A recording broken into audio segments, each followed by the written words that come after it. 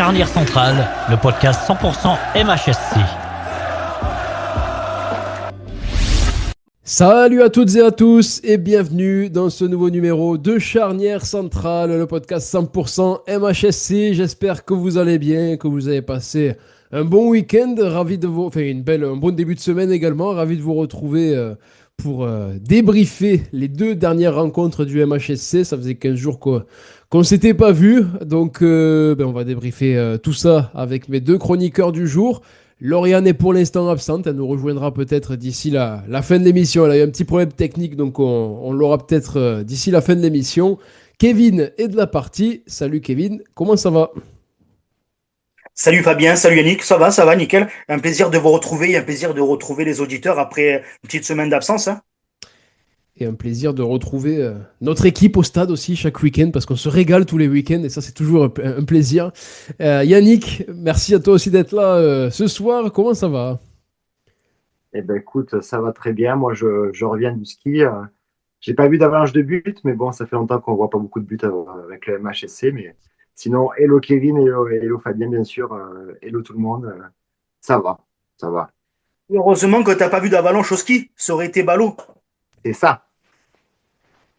Alors, au programme de l'émission, aujourd'hui, on commencera bien évidemment avec le chanton, le match, puis débrief des deux dernières rencontres du MHSC, défaite 1-0 contre Rodez, match nul 0 partout contre Reims, régalade. Puis, on aura les coups de gueule ou les coups de cœur de nos deux chroniqueurs du soir, voire trois si Lauriane est là. Et on fera un petit décryptage autour de ces coups de gueule-là et de ces coups de cœur. Et on terminera, bien évidemment, entre-temps, avec la chronique de Yannick, avant de terminer avec l'avant-match, mais décidément, je ne vais pas y arriver, de la rencontre des Montpellierins qui se déplaceront à Nancy ce vendredi soir pour cette nouvelle journée de Ligue 2. On commence tout de suite avec le chanton le match. C'est parti, jingle. Le podcast Charnière Centrale, c'est comme une défense à la 85e, cramée mais solidaire. Allez, le chanton le match. On va commencer avec Yannick, on va poursuivre avec Kevin et on va terminer avec moi-même. Yannick, c'est parti. C'est comme ça. La la la la. Ouais, Montpellier, ça loupé, ça donne. Oh oh. Faut que ça move. Sans fin, Camara me fait mal au cœur. Quand t'es Gicha loupé, tête molle. Oh oh, faut que ça move. La mienne beaucoup s'enliser, là ça fait peur. Si c'est ça, ah la la la la. Ça lui susurra ses tirs. Ah ah, faut que ça move. Ça nous rince juste pendant la nuit. C'est comme ça tire et ça vire. Oh oh, faut que ça move. Et ça j'aime quoi quand il n'y a pas de plaisir. C'est comme ça. La la la la la. Je veux pas t'abandonner, MHSC. Il va pas nous achever, tu sais. C'est pas que je veux le nuire, mais il doit partir et prendre ses valises. Parfait. Alors, là, on voit que c'était travaillé encore une fois. Franchement, félicitations. Allez, Kevin, à ton tour. Je pense que ça va être un peu moins travaillé là. Il y a The Voice à la télé. C'est pour ça il y a The Voice, il veut y aller. Ah, bah oui, il y a la reprise de The Voice. Il y a l'équipe de Florent Pagny. Voilà. Tous les week-ends, c'est la même rengaine. On est mauvais, on se fait chier. On ne marque pas de but, mais on en prend plein le pipe. Parce que ohé, Montpellier abandonné. Ohé, Montpellier abandonné. Voilà. Allez, c'est bien. En plus, tu as mis le matériel derrière toi pour illuminer. On se croirait soirée disco, Boris. Mais là, c'est Kevin. Du coup, j'en ai une. Et une autre, d'ailleurs. Ça vient de cogiter. Ça m'énerve. Tous ces résultats de merde à la Mosson. Ça m'énerve. C'est quand qu'on va enfin se régaler au stade de la Mosson. Ça m'énerve. Voilà, bon, ça m'est venu là en tête de suite. Allez, on enchaîne tout de suite avec le débrief des 2 dernières rencontres de nos Montpellier. Charnière centrale, le podcast qui commente mieux que ton oncle bourré. Alors, les 2 dernières rencontres du MHSC. Défaite à Rodez et match nul 0-0 contre Reims. Pas grand-chose à se mettre sous la dent après ces 2 rencontres. On va commencer avec toi, Kevin. Qu'est-ce que tu as à dire de ces 2 rencontres des Montpelliérains, mis à part que c'est un peu légèrement beaucoup catastrophique. Comme tu dis. Voilà quoi. Bon, allez, je fais un petit débrief un petit peu pour le dernier. Tu te dis, bon, encore à Reims 0-0 chez toi. Bon, Reims, c'est pas mal classé, ça joue bien aussi. Tu te dis, ok, même si le contenu n'était pas parfait ni pas bien, on aurait pu gagner. Mais bon, voilà, ils ont bien joué. On a bien défendu, donc il n'y avait pas eu trop d'action des 2 côtés. On peut dire que c'était un petit résultat logique 0-0 parce que voilà. Et puis moi je me dis je préfère faire un 0-0 contre Reims que faire un 0 à domicile, par exemple, je sais pas moi, contre Boulogne ou Laval, quoi, voilà. Je me dis Reims, ça joue un peu le haut du classement, comparé à nous qui stagnons en ce moment, voilà. Mais par contre, le match à Rodez, je pense que c'est une erreur, quoi. Tu te prends un but, bon. Voilà le but quoi, et c'est qu'en fait t'as rien produit quoi. Tu t'es fait vraiment dominer un peu tout le match, t'as essayé un petit peu d'accélérer le jeu avec tes latéraux qui montaient, tes arrières latéraux qui montaient un peu, mais il y avait rien, ça arrivait pas à trouver Mendy. Mendy, il a pas touché beaucoup de ballons. Comme d'habitude, il a fait son style de jeu, dos but, un peu de remise, mais il y avait personne. Après, je ne comprends pas trop un peu les coachings en ce moment de mettre TG sur le banc. Voilà, même si je sais qu'il y en a qui le comprennent. Moi, je trouve que quand même, quand il rentre, il dynamise le jeu. Donc, est-ce que justement, c'est un choix de Camara de le faire rentrer en deuxième mi-temps pour dynamiser et apporter un peu plus de folie? Mais bon, je me dis, au vu des coups de pied arrêtés, comment ils sont tirés sur ces 2 rencontres-là, me dit qu'un TJ pour ces coups de pied arrêtés-là, ça ferait pas de mal dans le jeu. Et puis dans la conservation de balles, même si on ne peut pas jeter la pierre sur Everson et Chennai. Mais voilà quoi. Après, moi quand même, je vais retirer juste quelques positifs. Je pense la charnière centrale, Laporte et Julien. Je trouve que voilà, j'ai craché un petit peu pas mal de fois sur Julien, mais je trouve que d'autant plus contre rien, ça a été solide. Même s'il y a quelques erreurs, mais c'est pas le pire qu'on ait eu. Il y a eu d'autres défenseurs qui étaient pires que ça. Moi, je trouve que voilà, ça quand même apporte un petit côté serein parce qu'il prend quand même pas mal de ballons. Je vois notamment face à Reims, il a quand même récupéré le ballon avec Laporte. Ils sont allés de l'avant, ils ont projeté l'équipe, ils ont essayé de projeter l'équipe de l'avant en remontant un peu le ballon. Donc je trouve voilà, moi je trouve que c'est les 2 points positifs. Après malheureusement, je trouve que Pailly et pardon, je ne trouve pas le nom, ça y est. Beaucoup, pardon, excusez-moi. Je trouve qu'en ce moment, ils sont en manque un peu de rythme, ils essayent, mais ils ont moins de réussite et ils ont moins peut-être de réalisme sur les rencontres. Et pour moi, après, le point noir reste encore Mendy. Voilà, bon, Mendy, bon, il marque un but à Reims qui, normalement, pour moi, n'aurait pas dû être refusé. Mais bon, après, voilà, il n'y a pas de VAR et tout. Tant qu'il n'y aura pas de VAR à Ligue 2, il y aura peut-être encore des petits soucis. Mais je pense que c'est pas pour la saison prochaine. Au vu du coup, ils ont dit que c'était pas pour la saison prochaine encore. Mais à part ça, voilà, il arrive plus à se signaler. Enfin, ça reprend un peu ce que je dis depuis le début de saison. Ok, des fois, il marque des buts, il a des éclairs de génie. Mais tu vois que ça a du mal, c'est poussif. Voilà, je dis, sans vraiment le point positif qu'il a, c'est vraiment dos jeu, il est fort, mais derrière, après, ben, voilà, on demande pas un attaquant de faire que dos mur, dos jeu, remise, c'est d'aller marquer des buts, quoi. Et pour l'instant, il en marque, mais c'est pas à la hauteur d'un numéro 9 quand il a signé chez nous qu'on attendait, quoi. Pour moi, c'était un mec qui pouvait planter 15 ou 16 buts pour l'instant. Alors, je peux pas te dire de bêtises, je sais pas combien ils sont, mais voilà, après, voilà, ça dommage, en fait, voilà. Et puis Rodez, à 9, merci collègue. Mais bon voilà, enfin 9 buts. Je vous rappelle qu'il y a des saisons, on a jeté la pierre sur d'autres attaquants et qu'il y en a qui étaient peut-être avec un peu plus de buts. Donc voilà, après bon, je jette pas tout la pierre dessus. Je pense qu'aussi le coach fait des mauvais choix. Enfin, des mauvais choix au niveau du coaching quand tu vois qu'il fait toujours les coachings à partir de la 70e minute pour faire toujours un petit peu les mêmes. Chichouba, mais après il fait rentrer là, il a fait un peu rentrer Fayad, mais c'est toujours un peu les mêmes, quoi. Il n'y a pas de nouveauté. Enfin, quand tu es l'adversaire, tu sais à quoi t'attendre. Et moi, je trouve dommage, comme je disais hors antenne avec vous et mes collègues, Molébé a signé chez nous en prêt pour ne pas être entre guillemets, sur le banc comme à Lyon, et alors qu'il avait d'autres offres, et tu ne le fais pas jouer, tu le fais jouer 10-12 minutes sur 3 matchs, donc ce qui est un peu dommage, je pense qu'il aurait envie. Donc voilà, je pense que le coaching n'est pas bon, à revoir. Après, et ces discours sont toujours pareils. Oui, on a fait un 0-0, mais c'était un bon match nul. On a perdu, mais on a mis notre jeu en place. C'est ce qu'on voulait, c'est ce qu'on a travaillé à l'entraînement. Mais à un moment donné, bon, même si je pense que maintenant c'est fini, on n'a plus rien à jouer, on va jouer encore comme d'habitude le ventre mou, comme on fait d'habitude en Ligue 1, mais là, cette fois-ci, c'est en Ligue 2.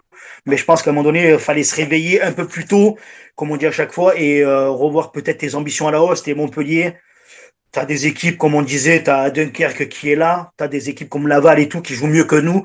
Donc sans leur les critiquer, mais sur le papier, nous on doit être meilleurs qu'eux, quoi. Tu parles des déclarations de Zoumana Kamara. Moi, il y en a deux là après le match de Reims qui m'ont fait un peu graisser les oreilles. Zoumana Kamara qui dit on est sur le bon chemin. Alors, je sais pas sur quel chemin il est, mais en tout cas, il est un peu boueux. Et Julien Laporte qui dit si on répète cette prestation sur les 9 derniers matchs, ça peut être très intéressant. Alors, euh, on est Oui, quand même une oui, équipe ce que qui. je te disais. Puis, Ce que je disais, quand on passe à Reims, la prestation contre un gros qui joue la montée, c'est pas si inintéressant. Je pense que si tu fais les mêmes matchs avec la même intensité que tu as pu avoir au cours du match, je pense que contre d'autres équipes, tu peux prendre des points là où tu ne l'as pas pris. Exactement. Et puis surtout pour revenir ouais, sur les déclarations même de Julien Laporte, là, si on répète ses prestations sur les 9 prochains matchs, c'est très intéressant. C'est très prometteur. Enfin, je vois pas qu'est-ce qu'il fait. Moi, déjà, je vois pas ce qu'il y a de prometteur et d'intéressant. Déjà, d'une, sachant qu'on est quand même une équipe de Montpellier qui descend de Ligue 1, on joue en Ligue 2, on est censé jouer le haut du tableau. Donc voilà. Enfin, pour moi, ces deux déclarations, je sais pas ce que toi tu en penses, Yannick, et je vais te laisser faire un petit débrief des deux rencontres, mais je trouve ça quand même pas Bon, du tout. Pas du tout réglo par rapport aux résultats qu'on voit au jeu qu'on voit sur le terrain, quoi. alors, pour commencer par ça, moi, il y en a une des deux que je reprendrai tout à l'heure dans la chronique de Yannick, justement, par rapport à ça. Donc, là, je parlais de Laporte, donc c'est Ouais. forcément l'autre que je tout à l'heure. Laporte, lui, lui c'est le seul joueur qui peut parler comme ça, parce que lui, à titre personnel, c'est le seul joueur qui a le niveau de Ligue 2, voire même de Ligue 1, parce que c'est le seul qui est réprochable sur tous les matchs. Donc, combien de fois il nous sauve à tous les matchs, il nous sauve. C'est au bout d'un moment, Julien très bien, mais Laporte, c'est quand même la sécurité sociale, quoi. Hein, c'est bon, on peut pas rater la CAF, on peut y aller, quoi. Mais je comprends sur Laporte, parce qu'il est obligé de parler de l'équipe et pas parler de sa performance individuelle, mais il est largement au-dessus du lot et je pense qu'il finira même peut-être dans l'équipe type de Ligue 2 de fin de saison, parce que je vois pas comment tu peux pas. On est complètement perdu sans lui et depuis qu'il a retrouvé le rythme après sa blessure, il est irréprochable comme en début de saison. Et lui, c'est le type de joueur, il faudrait qu'on en ait 11 comme ça, parce qu'il joue les 90 minutes. Et nous, on a des joueurs qui vont faire 45 minutes de bonne, 60, 20, 0. Donc ça, c'est le problème. Et sur moi, où j'en veux beaucoup, moi, je suis d'accord avec Kevin. Moi, enfin, on a déjà évoqué le sujet, mais Camara, c'est un gros problème de coaching parce que bon, il choisit de se passer de TJ Savanier, ok, donc il met 2 fois la même équipe parce que ça a bien marché contre non, 3 fois même parce que ça a bien marché contre Le Mans. Et résultat des courses, Le Mans, ben, ça s'est bien dégoupillé, mais après, si les performances ne se répètent pas, c'est que il y a forcément des manques constants dans l'équipe. Et ça on le voit toutes les semaines avec Everson qui a vraiment beaucoup de difficultés. À Rodez, pour commencer, ce qui est inadmissible, c'est d'avoir un parcage plein visiteur et d'avoir des joueurs complètement nonchalants. Je veux dire, ils prennent un but. Déjà, quand tu prends un but, tu sais que c'est fini. Voilà, c'est quasiment sûr. Si on marque les premiers, ben, on peut en mettre 4 parce que bon, on ne sait pas pourquoi, on a l'euphorie, on se dit bon, on va pouvoir gagner. Ben, quand on prend un, tu n'as aucune révolte. Tu as l'impression qu'il y a 0-0. Tu regardes la tête des joueurs, tu n'en as pas un pour tirer le groupe vers le haut et les rentrants, c'est je rentre tranquillement, je sors tranquillement, qu'il y ait 0-0 ou 1-0. Moi, j'étais un peu choqué par ça, même Simon, sur le match contre Reims, je garde le ballon alors qu'on ne gagne pas, il y a 0-0. Je veux dire, il y a quand même des comportements qui sont quand même alarmants. Malgré tout, je pense que je ne suis pas pro ou anti-Savanier, parce qu'on a déjà eu le débat là-dessus, mais ne pas le mettre titulaire sur un des 3 matchs, je trouve que ça fait beaucoup et ça lui envoie déjà pas un bon message et ce ne serait pas étonnant que même si c'est pas son point fort, le jeu de tête, c'est pour ça qu'il a peut-être loupé la dernière action en fin de match contre Reims, parce que là, il avait la balle de match quand même, parce que la balle de Fayad, elle est en cloche, elle est bien, il peut même la contrôler peut-être. Mais c'est pareil, on a un groupe, surtout au milieu de terrain, on le souligne depuis le début de saison, ça court, mais ça apporte rien. En attaque, les contre-attaques, on a fait quand même contre Reims, ça a été quand même ridicule, la contre-attaque où Mendy part tout seul, il l'a fait mal, je sais pas, à droite, je pense que ça va être Pays, qui tire pas, qui veut la remettre à Issoufou, mais les deux balles, elles sont ralenties. Tu dois marquer. Après, Déjà, Mendy doit tirer et marquer direct là, sur le... Oui, il décale bien Pays, mais le problème, c'est qu'il a oublié que Pays est gaucher. Donc, s'il le décale sur la droite, ça va être compliqué. Ouais, puis déjà, la passe pour le décalage a été pourrave. Oui, c'est ça, elle est trop faible. Donc, il s'était plaint que Pays tire pas, mais sa passe, elle n'est pas bonne. Voilà, personne ne prend les responsabilités. Bon, après, je suis d'accord, il y avait but pour nous. C'est quand même aberrant de refuser le but de Mendy, mais de dos, on peut se dire que bon, l'arbitre, peut-être, il pense que Mendy bouge le joueur, mais le but est 100% valable, il n'y a pas de problème là-dessus. Bah, quand tu le revois, ouais. Ouais, mais après, bon, de dos, ça peut créer illusion. Ouais, on va pas se leurrer. Et après, c'est pas, c'est l'arbitre, c'est dur de lui jeter la pierre. Après, t'es de dos, comme il dit, tu peux pas voir, même si t'es près de l'action, c'est compliqué. Après, on peut pas en vouloir pour une mauvaise erreur que font un arbitre, quoi. Ça arrive dans le football, quoi. Et dans tous les cas, voilà, le problème, c'est que, quelle que soit la physionomie du match, les changements ils sont trop tardifs. À Rodez, c'était à 80e, je sais même plus à combien sont rentrés les joueurs. 78. Ouais, tu peux rien faire. On dirait du Derzac à l'époque, mais tu avais quand même des joueurs qui étaient beaucoup plus physiques sur le terrain et qui étaient meilleurs techniquement. Là, tu te retrouves à faire entrer les mecs 10 minutes, mais 10 minutes, tu feras rien, quoi. Là, surtout le match contre Reims, Pays, il avait vraiment du mal. Issoufou, il n'a pas tout bien fait, mais quand il a sur quelques accélérations, tu vois quand même qu'il est quand même assez juste et assez vif. Mais Pays, il a eu vraiment des grosses difficultés, aime beaucoup. Et les deux matchs, ça a été très compliqué. Je sais pas, fais des choses. Et on attend parce que j'ai l'impression qu'il a quand même un ego surdimensionné, Zoumana Camara, à se dire c'est bon, ça va le faire, etc. Et tu as des matchs stériles, 0 but en 2 matchs. Bon, voilà, tu as pris Rodez et Reims, même si Reims est devant nous. C'était pas un grand Reims. Reims a mieux joué qu'au match aller. Au match aller, on doit gagner, on perd. Et là, on doit pas gagner. Mais bon, on fait match nul. Voilà, tu prends qu'un point. Et contre Rodez, on est quand même ridicule. Voilà. Et tu sens une équipe sans ambition, une équipe sans armes, une équipe sans âme. Tu te dis, bon, ben voilà, tu attends un miracle. J'ai l'impression que chaque fois, on attend un miracle. Et là, ça devient rageant et tu passes tes week-ends à ressasser le match parce que c'est quand même compliqué de supporter du MHSC. Hein. On va pas se leurrer, ça commence à être un peu chiant de voir des purges et des joueurs qui n'ont pas envie, quoi. Kevin, toi, est-ce que tu aurais un coup de cœur ou un coup de gueule à sortir de ces deux rencontres-là en plus de ce que tu as dit, vraiment, est-ce que tu aurais un coup de gueule à passer? Je suppose que c'est plus un coup de gueule qu'un coup de cœur. Parce que si tu as un coup de cœur, il va falloir Bon, m'expliquer où tu l'as après, trouvé. comme on disait sur les deux, quand même la porte, comme on disait, le coup de cœur, quand même la porte, voilà, parce que depuis le début de saison, on n'a rien à lui reprocher. Il fait son boulot, notamment sur les deux matchs. Comme disait Yannick, pour revenir, il fait pas mal de sauvetage. Et tu le vois qu'il a le niveau, quoi. Tu vois que le mec, c'est pas un pimpin qu'on a pris de je sais pas où. Le mec, il a l'expérience avec la Ligue 1 et la Ligue 2 avec Lorient, il a eu. Et tu vois, heureusement qu'il est là, d'ailleurs, quoi. Après la pète de Béchir, on pensait que ça allait être compliqué.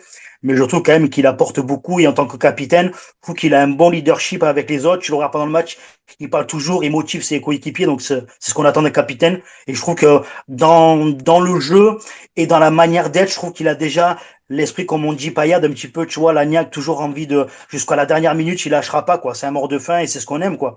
Voilà, c'est la petite parenthèse. Après, le coup de gueule, on pourrait dire Camara et tout, mais moi, c'est toujours, il y en a tellement, tu veux que je t'en cite? Je peux te faire la liste, je peux te faire les 10, les 9, si tu veux.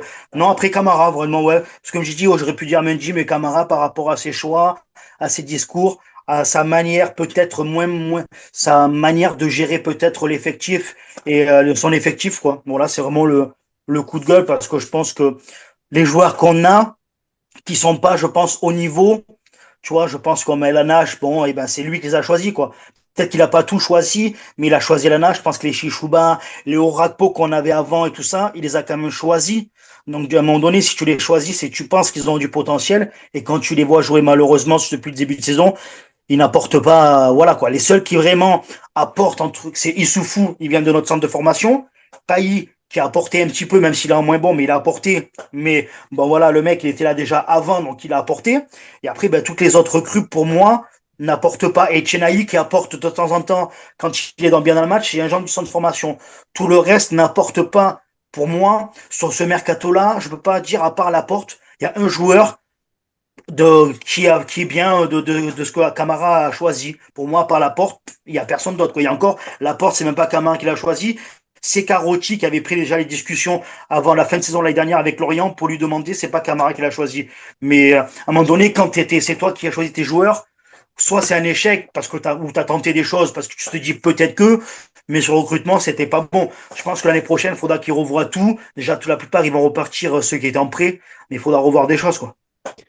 Déjà qu'on n'est pas aidé avec Carotti, alors en plus, si Camara n'est pas bon non plus sur le recrutement, ça promet. Kevin, Yannick, toi, est-ce que tu as quelque chose à rajouter justement par rapport au coup de cœur, coup de gueule de Kevin? Je suis d'accord, c'est les mêmes, mais donc coup de gueule d'abord, coup de cœur après. Donc Camara, Laporte. Voilà. Le message est passé. Mais regardez qui est là, ça y est, elle est là, elle est arrivée. Lauriane, comment ça va? Ben ça va, très bien, et vous? Ça Ça va. va, ça va. Le petit Ça va rayon de pas, soleil, pendant notre tout ça là petit. On était en train de débriefer les deux magnifiques rencontres de Montpellier avec joie et bonne humeur. Ah, Donc voilà. Voilà. Je pense que tu as compris. Yann, Allez, ok. Yann.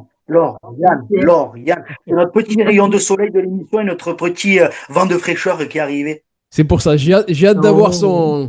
son pronostic pour le match à Nancy. Mais d'abord, on va passer tout de suite à la chronique de Yannick. C'est parti. 2, 3, 4, c'est la chronique de Yannick. La chronique. Hey! Alléluia, les amis, ne vous inquiétez pas. Camara dit que nous étions sur le bon chemin. Hein, on a parlé tout à l'heure. Donc, c'est pas une autoroute. Hein, donc, on a bien compris, c'est plutôt un pèlerinage, un chemin de croix. Hein, on ne sait pas si on verra un jour le bout du tunnel. Mais bon, en tout cas, au moins, les joueurs écoutent ce qu'ils disent, puisque il avait dit avant le match de Reims, quand on ne peut pas gagner le match, il faut savoir ne pas le perdre. Mais ils ont écouté, ils n'ont pas perdu. Hein, même Savani a mis la balle à côté, la balle de match, donc c'est bien. Et on voit qu'ils n'ont pas lâché leur coach. Et pourtant, un coach très content de la performance de l'équipe. Hein. Donc, je cite ce qu'il met en après-match. Hein. Ils ont mis tous les ingrédients. C'est vrai, on l'a vu. Hein. C'était très, très animé. Hein. Mais cette équipe, plus le temps avance, plus elle a du vécu ensemble. Très philosophique. Hein. Et plus elle crée des choses. Hein, d'accord? On aimerait tous que ça aille beaucoup plus vite. Ben ouais, forcément. Malheureusement, ça va à la vitesse à laquelle ça doit aller. Mais le plus important, c'est de voir collectivement et individuellement les joueurs s'améliorer. Bon, ça, je ne suis pas sûr, mais bon. Mon rôle, c'est de faire des choix. Et derrière les joueurs, ils les acceptent. Mais je souligne qu'aujourd'hui, j'ai aimé ceux qui ont débuté et j'ai aimé ceux qui sont entrés et ont apporté quelque chose. Alors, on a des choses, on a quelque chose. Je ne sais pas, vous en pensez quoi, vous? C'est quoi toutes ces choses? C'est quelque chose? Parce que moi, je n'arrive pas à voir. Mais ça paraît quand même c'est intéressant à débriefer, ça. Qui a apporté quelque chose déjà? C'est ça la question. Quelle chose? Mais quelle chose? Et quelle chose surtout? Pierre, des citrons, pas des 3 points en tout cas. Enfin, après, Camara s'est encore exprimé sur le fait de ne pas mettre TJ Savanier sur le terrain d'entrée de jeu, en expliquant qu'il voulait plus de courses à haute intensité. Bon, sûrement pour courir après le ballon, parce qu'on n'a pas trop le jeu, hein, on ne va pas se mentir. Et enfin, bon, du coup, il aurait pu se poser la question, parce qu'on a appris aujourd'hui, enfin, il y a quelques jours, que TJ s'est blessé malheureusement au mollet, et Camara était tout content, il lui a fait chier. Voilà, tu vois. L'épreuve de la semaine. Sympa ce Camara. Hein, vous voyez, c'est moi Dieu. Je ne sais pas si vous l'avez vu, le groupe Nicolin est en passe de céder son activité de collecte des déchets. Donc, alors que c'était une liaison depuis 1967. Donc, attention, le mercato risque d'être chargé du coup pour nos amis montpelliérains. Il faudra penser à recycler les joueurs qui ne seront pas conservés à la fin de cette saison. Il risque d'en avoir beaucoup. Hein. Brève suivante. Moed Altrad veut mettre un dôme au-dessus de la Mosson. Hein, alors, on ne sait pas si c'est pour prier notre dôme ou pour masquer les matchs soporifiques du MHSC. Donc, on ne sait pas s'il sera élu, mais bon, on verra. Hein, c'est une belle prédiction. Et enfin, pour finir, notre ami Victor Orakpo, hein, que l'on suit toujours à l'Est Nancy-Lorraine, était titulaire face à Laval. Donc, titulaire, alors je ne sais pas si vous l'avez vu, mais il n'était pas dans l'axe, hein, parce qu'on se plaignait de nous de ne pas le faire jouer dans l'axe. Les supporters nancéens s'attendaient à le voir dans l'axe. Et a priori, non, il a joué sur le côté gauche du terrain, comme le faisait jouer Camara. Et on a compris pourquoi, c'est suite à ses entraînements, parce que comme il n'arrivait pas à cadrer les ballons qui a été face au but, il valait mieux le mettre sur le côté gauche pour essayer de trouver le tir. D'ailleurs, mais après, bon, il a quand même joué tout le match. Hein. Et bon petit trot tout le long du terrain, il a couru quand même. Aucune accélération, toujours sur ce petit côté nonchalant. Il a juste une belle déviation à un moment donné, grosse occasion, où il était à 5 mètres des il a tué 3 mètres. Donc on le reconnaît. Et on a hâte de voir ses tirs vendredi prochain. Donc qui va bien sûr jouer contre nous avec tout le bon karma que je vous ai envoyé. J'ai peur qu'il marque un but. J'espère que pas. On verra. J'en ai bien peur. En tout cas, s'il marque, tu vas finir avec un maillot d'Orakpo sur le dos. Je vais lui demander. Kevin. D'ailleurs, on me dit dans l'oreillette, bon, que je n'ai pas d'oreillette, mais qu'on a retrouvé les 3 mouettes sur l'axe Nancy-Rouen, apparemment. Ah bah. Nancy-Rouen, ouais. Ça fait Nancy-Rouen, c'est à l'opposé. C'est les frappes d'Orakpo, hein, et c'est BFM TV qui me l'a dit à l'oreillette en ce moment, donc je peux pas. Voilà. Sur l'axe en plus, sur l'axe Nancy-Rouen. Donc.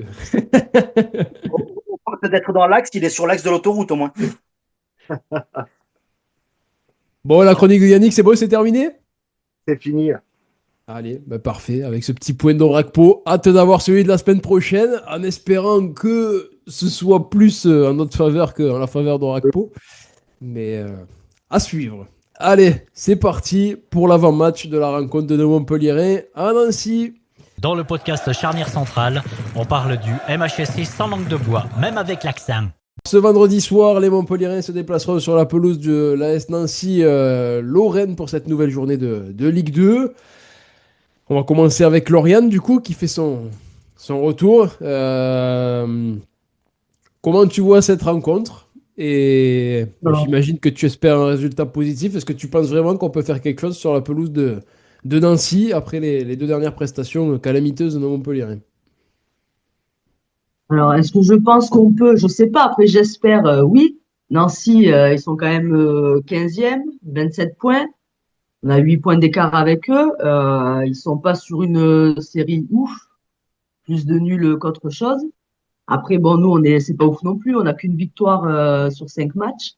Mais après, tout est possible. Écoute, hein, maintenant, avec Montpellier, on s'attend à tout. Hein. Il y a des hauts, il y a des bas, il y a des hauts, il y a des bas. Ça fait un petit moment qu'on n'a pas eu des hauts. Alors, pourquoi pas contre Nancy? Donc, oui, après, moi, je te dirais toujours oui, parce que j'ai envie qu'ils gagnent. Au moins, ça nous fait déjà recoller un peu au top 7, top 6. Donc, ouais, j'espère fortement qu'on va gagner cette rencontre. Après, c'est à nous de mettre les armes de notre côté, d'avoir un bon coaching, d'arrêter de faire rentrer les joueurs à 4 minutes de la fin. Et peut-être qu'on arrivera à faire des choses bien dans ces moments-là. Et Donc, alors, moi, je vote pour une victoire. une victoire, petit pronostic quand même, qu'on en rigole. Alors, je vais dire un petit 1-0, tu vois, histoire de nous sortir un peu la tête de l'eau et avec un but de Mendy, vu qu'on n'a qu'un seul buteur dans ce groupe, voilà. Avec un but d'Orakpo contre son camp, je sais pas comment il a fait. Il a fait une frappe vers le but de Montpellier, c'est allé dans son but. Et à noter aussi que le stade Marcel Picot sera à huis clos, parce qu'il y a eu des petits soucis avec les supporters nancéens, donc le match se jouera à huis clos. Kevin?